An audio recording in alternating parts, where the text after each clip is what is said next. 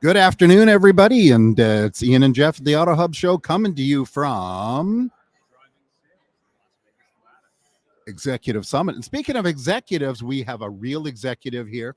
We have, I'm going to get you to introduce yourself because I want to pronounce your name right.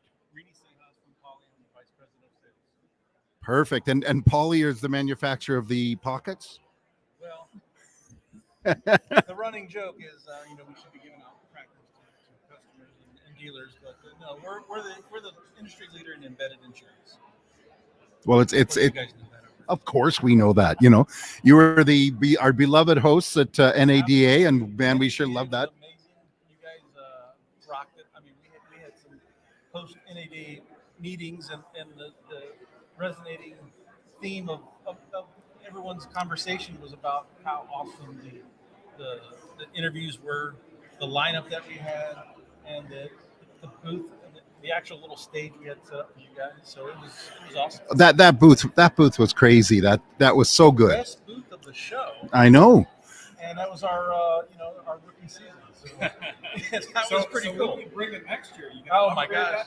Wait till you guys see what we have planned. No. So is it true that the podcast booth there is going to be on a rotating platform that raises up? Yeah, we're going to be like Janet Jackson or what's her name, J Lo. We're going to have Jeff and Ian coming down. Oh, I like that. Oh, good. Sorry, you can go ahead. So, I mean, obviously you've been a driving sales before. Yeah. This is my third or fourth time coming. Second is Polly. We were here last year, and they invited me out again this year, and just happy to collaborate with all our fellow industry leaders and executives and great people like yourselves. So maybe you can share. Thanks for that. So maybe you can share a few things, a few learnings from the conference so far. Well, I think it's just being able to keep your mind open to change. That's the biggest thing in the car business. We were just talking about it with Larry. Is a lot of people are afraid of change, but it's not a bad thing. As the industry continues to evolve with digital offerings and digital retailing, you have to be able to deliver cars and deliver the information to customers the way they want it. And part of that is what we do with insurance, being able to offer it to customers in the way they want to have it delivered to them, whether they're sitting at home in their underwear or they're in the car dealership talking to a salesperson. So we've got to be available to give them the information they need to make a good buying decision. But it has to be on their terms. That's the thing that most dealers are afraid about. Because it's always the cliche, you've always done it that way. And we hear that a lot. So what's your opinion? Obviously, being in the insurance business, what's your opinion on the change in insurance? Well, just like anything else, the pandemic has put a beating on insurance. You think about a 3-year-old Honda Accord a couple of years ago, that car was worth $20,000. Today, that car's worth $30,000. And so people are paying insurance on a car that's now has a replacement value that's 30-40% more than it was 2-3 years ago. Yeah. So the insurance market and the insurance business is so regulated. The insurance company just can't go, you know what, we're raising everybody's rates. You don't allow that. So what happens is customers come around to renew, or they buy a new car, and all of a sudden they go, whoa, what just happened to my insurance rate? They just doubled. I just had a buddy of mine call me and said, Greeny, I had 3 vehicles. I dropped 2. I'm down to 1 because I got a company vehicle, and my insurance went up. And I said, that's the life and the world we're in right now, unfortunately. Yeah. But it's like ebbs and flows. Right now, the insurance is high, and interest rates are high, and cost of living is going up. But eventually, that will change. It will become better for the consumers. But fortunate enough for us, we have partnered with, I think we're up to 44 or 45 insurance carriers. So now I can offer a customer the means to shop all 45 insurance carriers in about 2 to 3 minutes. Right now, I think we're the only ones that can do that. So. Yeah. So from the dealer perspective, obviously, I'm assuming that's the end of the year. Why should someone work with Paul? Well, the real sentiment here is why aren't you using College? I mean, we're a free service to dealers. We'll pay you to have a conversation with your customer, whether they buy a policy or not. We pay the salesperson, we pay the dealer. A couple different programs, but I mean, the dealer can choose how deep he wants to get into the insurance business. If they want to get licensed and partake in commission and get paid on renewals, obviously that's the most beneficial for a dealer. It's like building a 401k. That money keeps coming in, every month. But if they don't, and they just want to have an offering to their customers, especially the customers that don't have insurance, obviously those are the easy ones. But on our platform, you can buy insurance 24/7. So if you're having a midnight madness sale, and your customer doesn't have insurance, guess what? You're not waiting for that customer to come back the next day, or hope they come back the next day because of insurance. Well, it's surprising. Sell it to them. It's surprising that there's jurisdictions that are still out there where somebody has to get the car, sign it, get all the paperwork, pay for it, and then leave and go get insurance and go get their plates. Some places call it tags and everything else, and then come back a day or two later and get their car. I mean, for us, we come from a jurisdiction where the government unfortunately runs everything. They suck, but they have the plates. They have the one thing they do very well. They have road agents that come to the dealership. You can take delivery of your car. Like I said earlier today, before the customer comes out of the ether, they can be rolled down, going down the road in their car, insured and plated. That's right. And listen, there was just an article this past week in Automotive News about a dealer in Texas that had stolen 4 Land Rovers, same individual, stolen ID, stolen information, and they didn't verify the insurance on that car, and that would have avoided all that hassle from that dealer. They would have just used the services we provide, verify insurance. That wouldn't happen. So there's more to it than just selling insurance. A lot of our dealers are using our solution at the sales desk.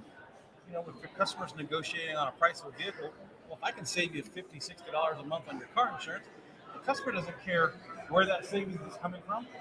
Left pocket, right pocket, doesn't matter. It's how much they're paying for that vehicle each month. So a lot of dealers are using our solution, and they have a second pencil process. They don't send a customer or the salesperson back out with an offer until they run them against the phone. And then, of course, while the customer's waiting for finance is where we shine. I've been in the car business 30 years. I'm surrounded by multi-year veterans of this industry.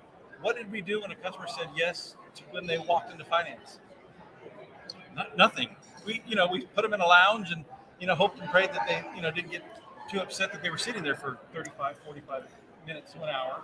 Now we have a way to engage with that customer, keep them, occupied, if you want to call it that, but we're giving them a very viable, information as far as insurance goes, and then they save that money, $50, $60 a month, and they walk into finance. So what you're telling me is a best practice isn't letting your customer sit in the waiting area, see a salesman go over, high five his buddy, and do the dance of joy, right? Okay, that's a good idea. It's a good idea. I'm curious to know if you guys have the same ideas as where exactly did those salespeople go when that customer was put in that waiting room?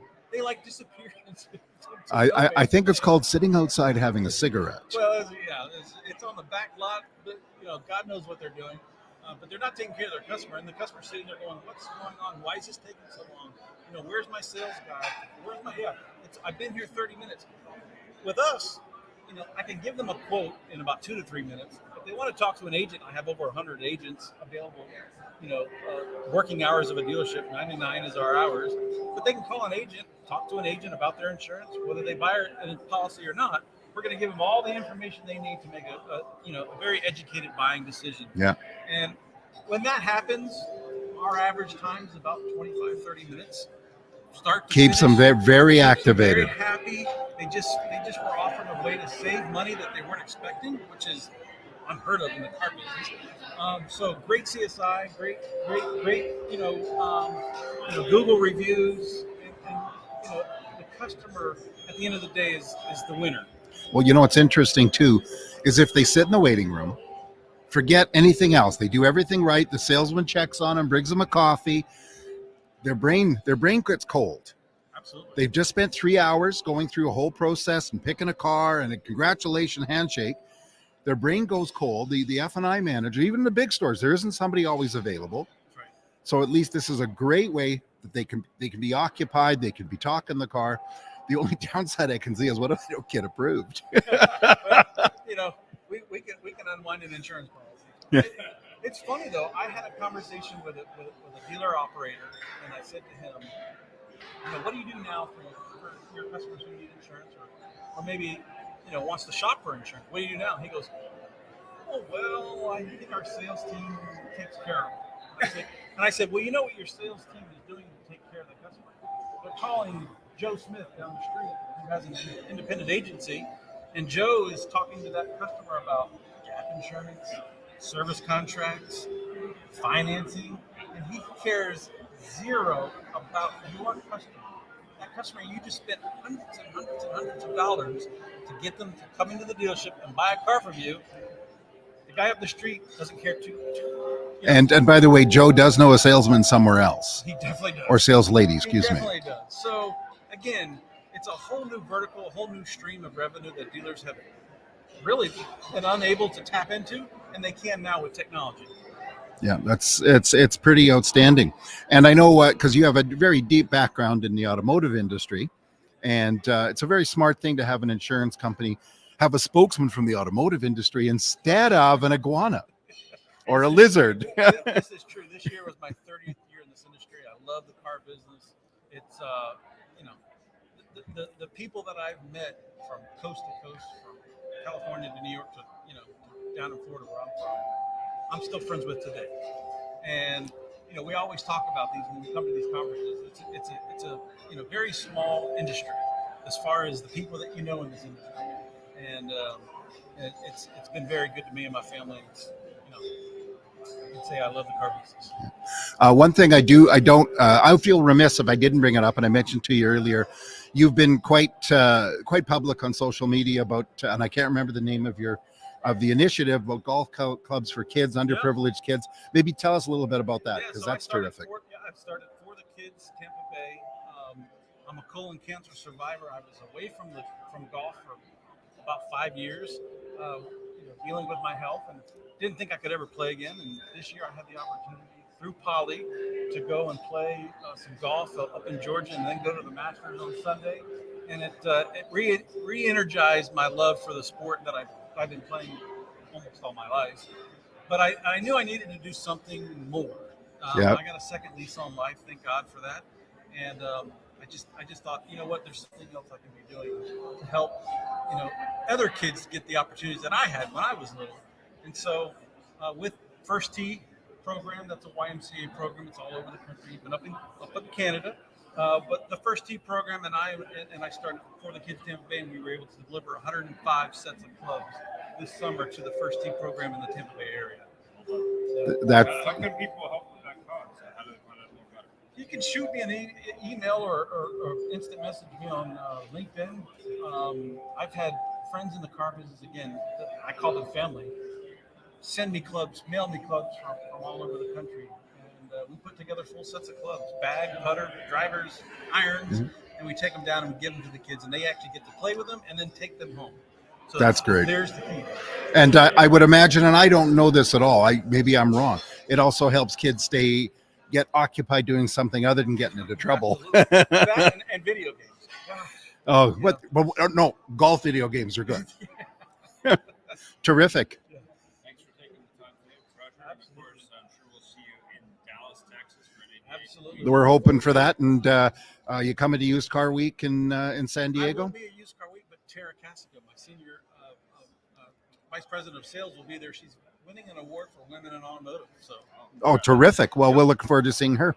Absolutely. Thank you very much. Thanks, you guys. Pleasure as always. The saying goes, peace out. That's right.